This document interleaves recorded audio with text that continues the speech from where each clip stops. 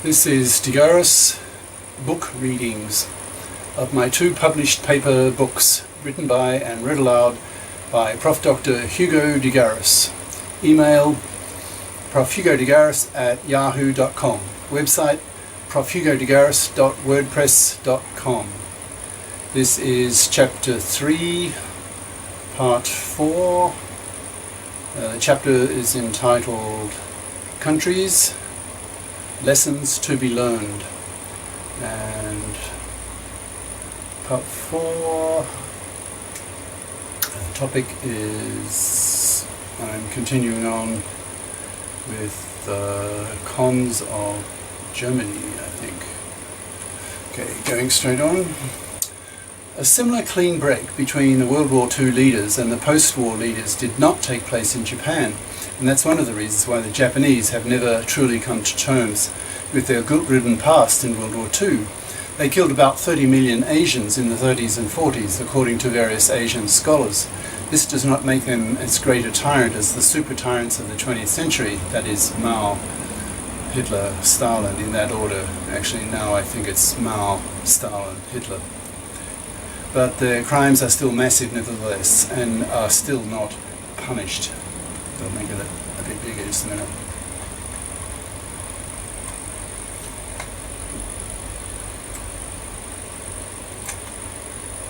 The German population has been well educated by the Jews in Hollywood as to what happened in the Holocaust when the Nazis gassed 6 million Jews, including the Polish Jewish mother of my second wife. Well, that didn't happen. That's a myth perpetrated by the Jewish elite to make it easier for these abusing Jewish elite to extract so-called guilt money from America and Germany. Now about $4 billion a year from America and $1 billion a year from Germany to prop up in the 70s of bankrupting Israel. So just more abuse of the goddamn Jewish elite. Personally, I get rather annoyed by the preoccupation by the American Jews as to the enormity of the Holocaust. Of course it was terrible for the Jews, but one should see this crime in its historical context. As a crime, it's vastly overshadowed by the far larger crime of the Nazis, when they killed about 20 to 30 million Russians when they invaded Russia in 1941.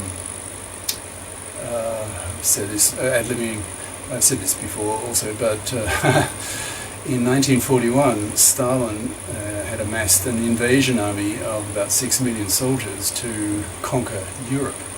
Hitler got wind of this and pipped Stalin by a mere 2 weeks by invading Russia to, as Hitler himself said, to save Europe for Christianity and not have it taken over by Russian Jewish communists, and then to be purged. Solzhenitsyn, the famous, respected Solzhenitsyn, Russian Nobel Prize winning author in literature, claims in his 2 books, which were suppressed for publication in the English-speaking countries, but were very popular in Russia and did appear in Germany. So I can give the German titles, 2 of them. Die Juden in der Sowjetunion, the Jews in the Soviet Union, and 200 Jahre zusammen, 200 years together. And he claims that the Russian Jewish communists killed 66 million white Christian Russians, which makes it the greatest Holocaust in history, perpetrated by the Jews, not on them. Anyway, it was the Russians who broke the back of the Nazis and drained Nazi resources, despite the pretense of the Americans that it was they who beat the Nazis. Well, the American did beat the Nazis on the Western Front, but only because the latter had run out of resources fighting the Russians all the way from Stalingrad to Berlin, city by city. Thus, partly due to the influence of American movies, modern Germans are fully aware and have been well educated as to the massive crimes of their grandparents and feel a national shame, Kulturschande, shame of the culture. So the Germans have already learned this lesson. The rest of the planet, especially other European nations, have accepted German guilt and now work closely with Germany to build the new Europe, the European Union, the biggest trading bloc on the planet, a major superpower of the 21st century, and possibly the vital stepping stone towards the creation of a global state. A sufficiently expanded European Union may become a global union. More on this idea in Chapter 5. So in the case of German war guilt, most Germans are already well informed about the suffering their parents and grandparents caused the world. The rise of a glow media will not affect that level of awareness much more, I think. Actually, thanks thanks to the influence of the internet, and individual researchers can put up as an individual their researches. Most Germans, most people around the world, in fact, need to know the more beneficial effects of Hitler. I mean, he did save West Europeans from Stalin. Now that makes him a hero. Okay, G, Japan. I lived 8 years in Japan, that is, through most of the 1990s, so this period is still quite fresh in my memory. Remember, I'm writing this in 2007. So it's also the decade in which I seriously started to write a lot, so not surprisingly, I have a lot of writing about Japan, which explains why the section on Japan in Chapter 2 is the largest. This may give the impression that I really have it in for Japan. That is, I'm more critical of Japan than of the other countries I've lived in, due to the quantity of negative pages in this book on Japan. But this is only an impression, due to the fact that I didn't want to throw away these many pages, so chose to use them in this book. Actually, I'm most critical of China, the country I currently live in, because I'm more disgusted by its faults than by those of any other country I've lived in. China is poor and not a democracy, and has more to learn from other countries than do the other 6 countries I've lived in. But I would place Japan as the second worst of the countries mentioned in the previous chapter. Both China and Japan are Asian and are located in the, historically speaking, most undemocratic part of the world, that is, until fairly recently, where now 2/3 of Asian countries have made transitions from dictatorships to democracies. Asia too is joining the worldwide democratization process that has already caused 120 plus nations, well now about 130, to install democratic multi-party systems. Japan is at least a fairly solid democracy, whereas China is still a brutal dictatorship that murders its students when they protest in favor of democracy. I'm referring, of course, to the Tiananmen Square massacre in Beijing of 1989, an event I saw live on CNN when I was a grad student in the US. I had lived only a year in China at the time of writing.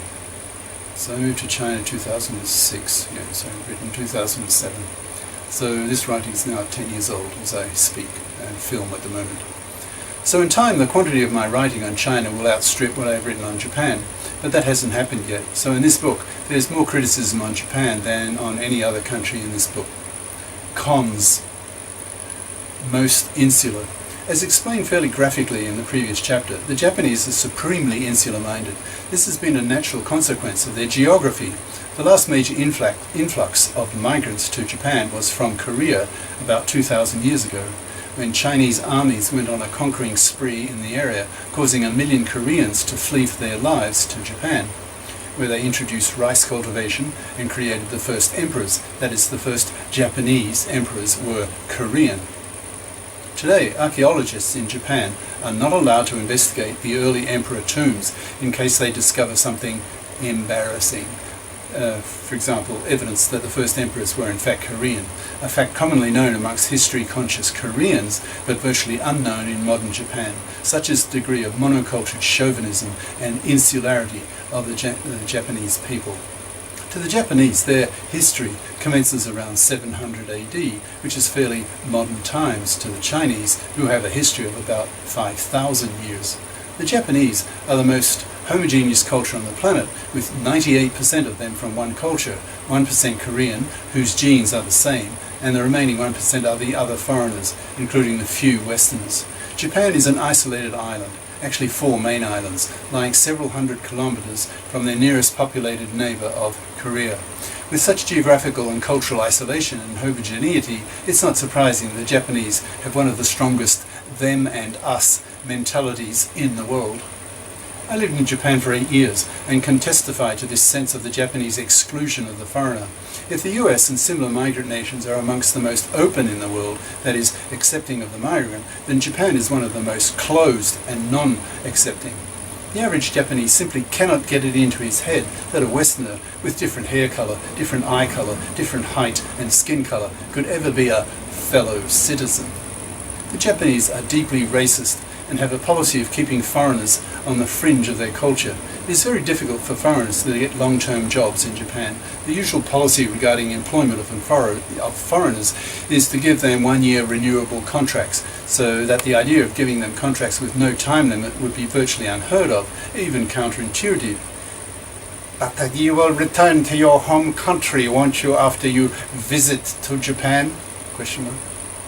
It was largely for this reason that nearly all the Westerners who came to Japan in the 1990s, including myself, left the country. Japan is simply too closed, too racist and unaccepting of foreigners for the latter to tolerate the country for very long. In the 2000s, Japan now has a reputation in the Western countries of being a culture, quote, unfit for Westerners to live in, and is now paying the heavy price of having to absorb the lesson that, quote, Japan will never be number one. Given the number of books that were written by Japanese authors in the 1980s and 1990s on the theme of Japan taking over from the US as the world's dominant nation, particularly in terms of GNP and the creation of science and technology, it came as a shock to Japanese to learn that nearly all the Westerners had gone, who had rejected the country, and that Japan was on its own again. Given Japan's appalling creativity record, for example, the very low number of Nobel Prizes it has won, which at the time of writing was only 12, that's in 2007, only 12 compared to the 160 won by the US, 110 by the UK, 94 by Germany and 54 by France, and considering its large population, 127 million, making it the 10th largest in the world, the Japanese are now having to come to terms with the idea that they will never be ichiban, that is the best in Japanese, because they are not creative enough to do it on their own.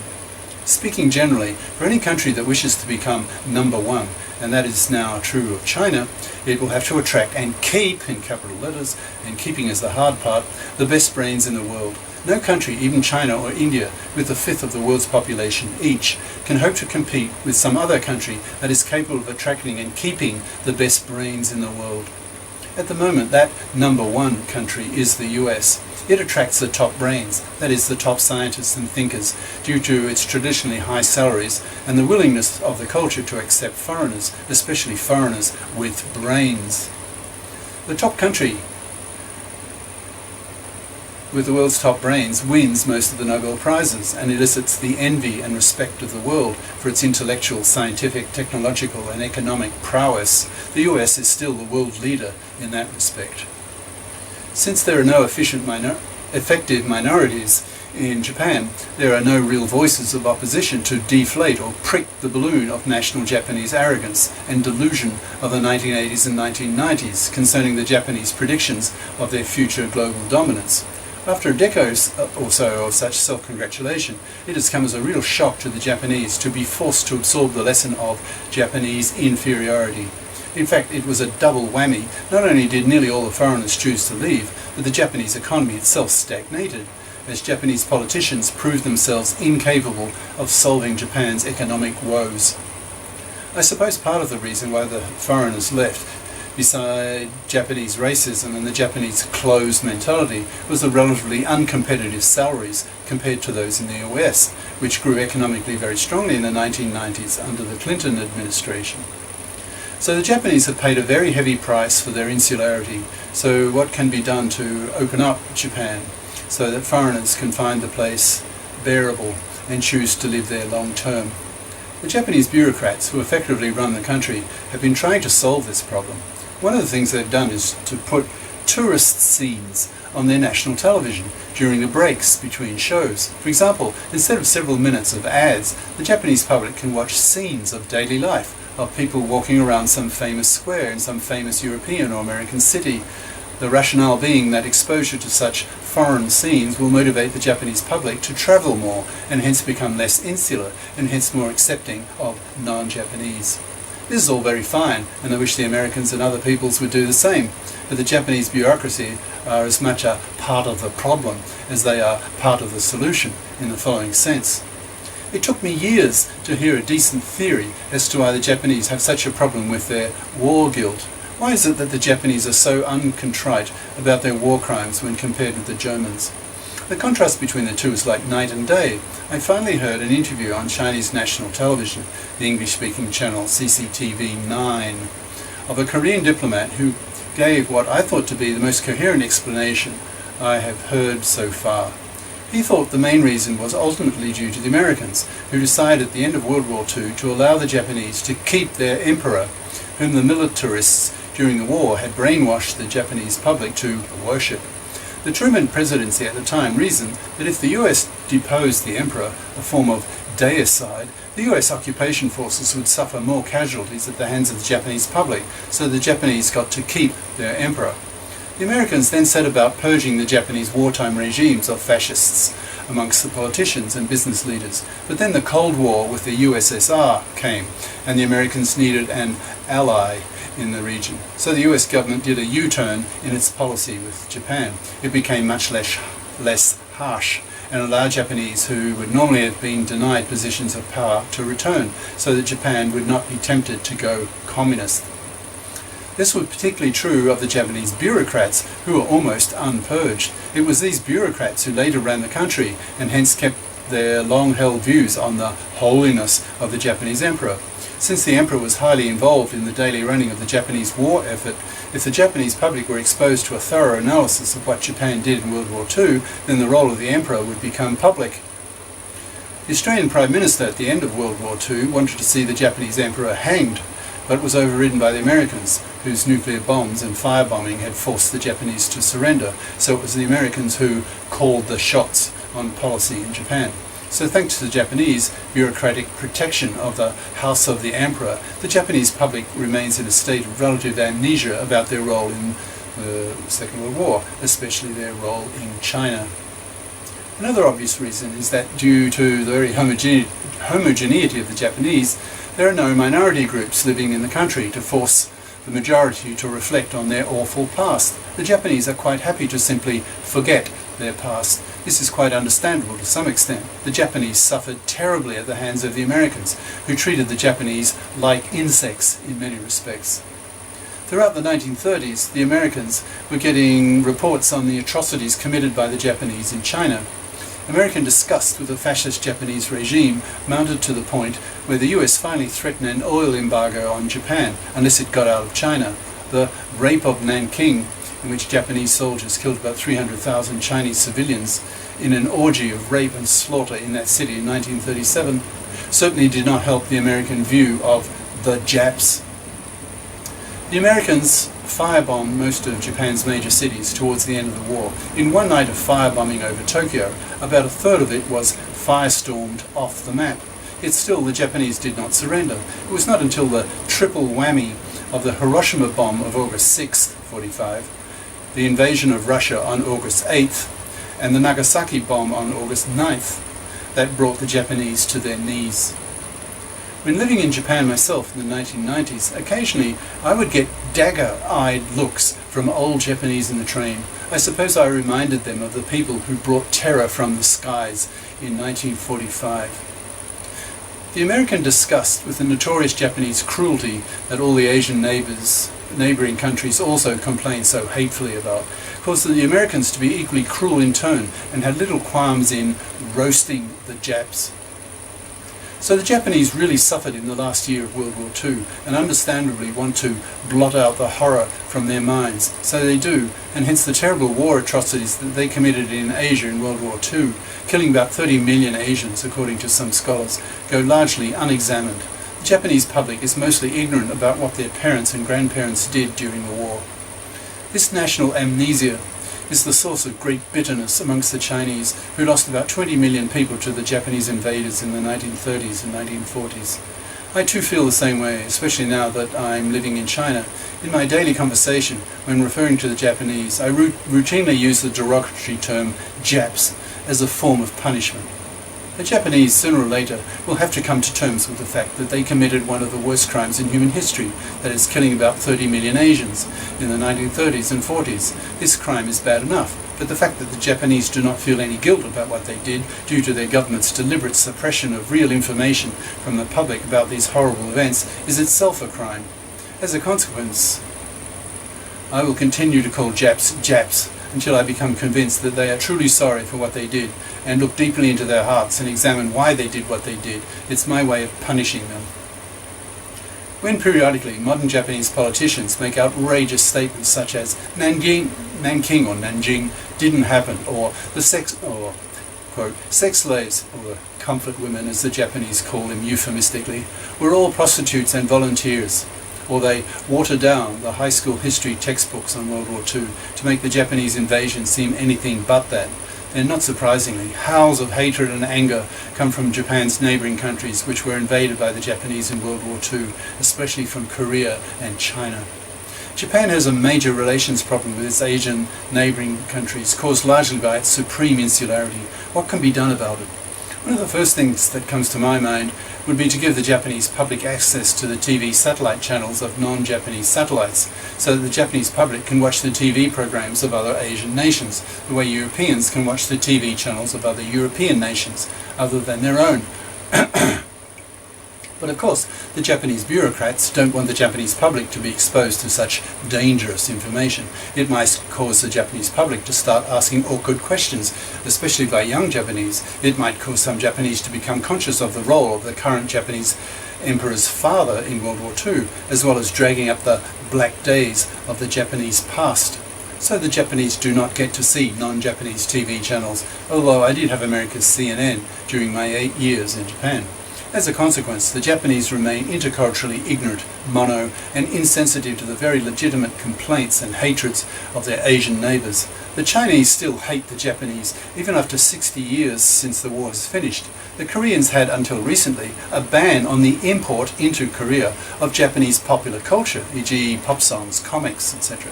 One can imagine the strength of the hatred that led to such legislation. It took half a century of cooling to rescind the law.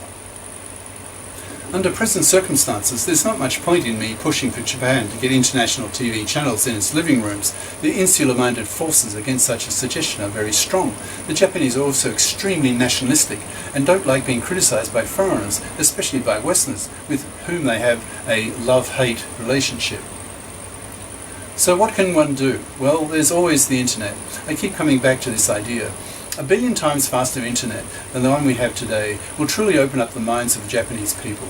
Japan is now the 9th richest country in the world in terms of GNP per capita in exchange rate terms. Large numbers of Japanese are now travelling to other countries, and that must have some effect on their minds. But I don't see major shifts by Japan until they are subject to the same powerful influences of glow media as the rest of the world. Until Japan expresses real war guilt and calms the hatreds of its neighbours, no real Asian common market or Asian union will be possible, because despite the fact that it's been the Japanese who have been pushing the idea recently, that is, to have an EU, European Union-like organisation in East Asia, consisting of Japan, China, Vietnam, India, etc. If such an organisation could be formed, it would comprise nearly half the world's population and be the biggest economic and trading bloc in the world. In 2017, there is an organisation, SCO, I think, Shanghai Cooperative, something or other, which consists of India, Pakistan, China, and a string of other Asian nations. So it does comprise, SEO does comprise half of the population of the world.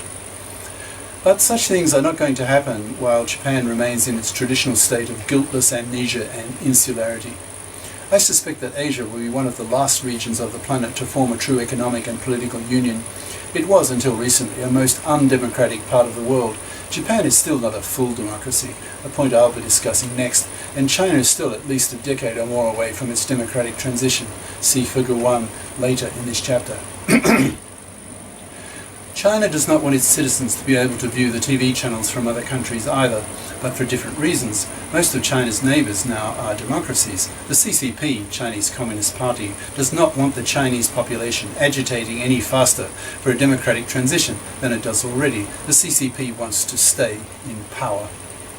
Hence China is just as bad as Japan that way, that is, in not allowing its respective citizens to open up their minds to international media. I think we will just have to wait for the Brad law, bit rate annual doubling, to perform its magic, making the phenomenon of glow media possible and easy. I spent a lot of time on Japan's insularity. It was the aspect of Japan that I felt I suffered from the most when I was living there in the 1990s. I feel that the Japanese also suffer from their insularity, but being typical monos, they are ignorant of that idea. They live in a state of mono-ignorance. Not a